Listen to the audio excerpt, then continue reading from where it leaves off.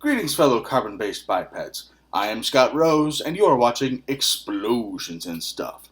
Today, I'll be reviewing the 1999 film Running Red, starring Jeff Speakman, Angie Everhart, and Stanley Kamel.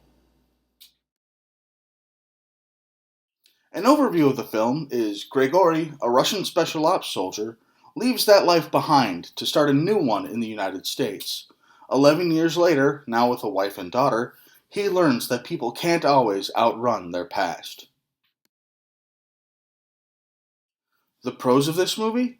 Well, the action starts right away, and it's just pretty much constant. There aren't very many slow points in this movie. The opening scene of the movie is the group of Russian soldiers taking over and destroying a chemical plant. And when they destroy that chemical plant, the model work was just fantastic. It was very believable and great. I loved it.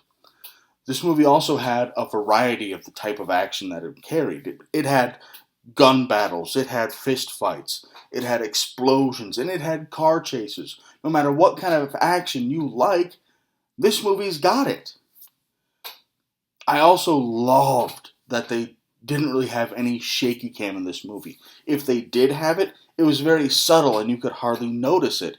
And that's something that you get when you have an actor who is a martial artist that they just taught how to act. And I love that in this movie. The cons of this movie? Well, the first con kind of ties in with the last pro, that they got a martial artist and taught him how to act instead of getting an actor and teaching him martial arts. In that Jeff Speakman, who played Gregori, never had a Russian accent. He was just constant, perfect American accent and perfect English the whole movie. Yes, by using a martial artist, you get much better fight scenes, and you don't have to use nearly as much, if any, shaky cam.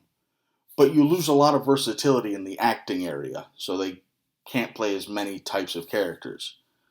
Which ties into, I've thought that the characters in this movie were quite one-dimensional. You could describe every single character in this film with like 3 to 5 words, and that completely sums up their entire character.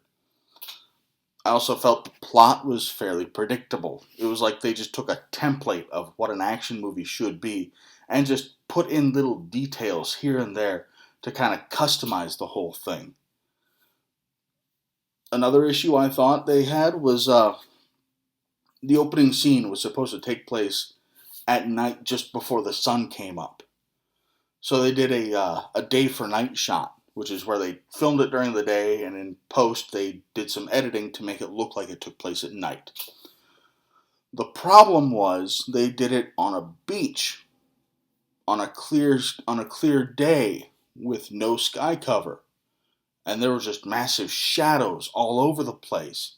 It didn't look at all like it was taking place at night or at very early morning before the sun came up. It just made everything look kind of blue.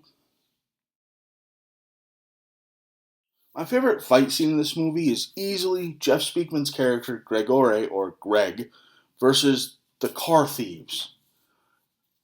About 20 minutes into the film, Gregori, or Greg as he's called now by this point, stops off in a convenience store to pick up some drinks for him and his daughter. Well, while in the convenience store, 2 punks steal the car, and it has his daughter in it, who Greg just picked up from school, and they just take off. Well, Greg gets in a pest control van and takes off after them, and this pest control van was a repurposed ambulance. So you get that awesome car chase right before the fight scene, and then at the end of the car chase, you get a kick-ass fight scene. And Jeff Speakman shows off his martial arts ability very beautifully. And this fight is just brutal. We're talking broken bones. Surprised some of these people aren't dead. It was just amazing.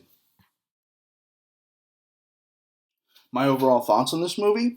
This is the kind of movie you watch if you want to see great fight scenes and amazing action sequences. You don't watch it for versatile acting or for a deep storyline or plot. It delivers on those action scenes in spades, though, so I give this movie 1 thumb up. It has its flaws, like how the story is really just a placeholder between action scenes and it doesn't really come into effect that much, and the acting is pretty stiff. But given what they had to work with and the kind of budget and time constraints they had, that's easily forgivable. I would easily recommend this movie to anyone who just wants a great action film with great action sequences, great fight scenes, car chases, explosions, fight scenes, all those things. If you want a variety of your kind of action, check out Running Red. But if what you want is a deeply developed story with very deep characters, just avoid this one if you get the opportunity. Thanks for watching, and if you enjoyed this video, please feel free to like it and subscribe to my channel for new action movie reviews posted every Friday. Also, if you have any recommendations for other movies you'd like me to review in the future, please feel free to leave them in the comments below. Thank you and have a nice day.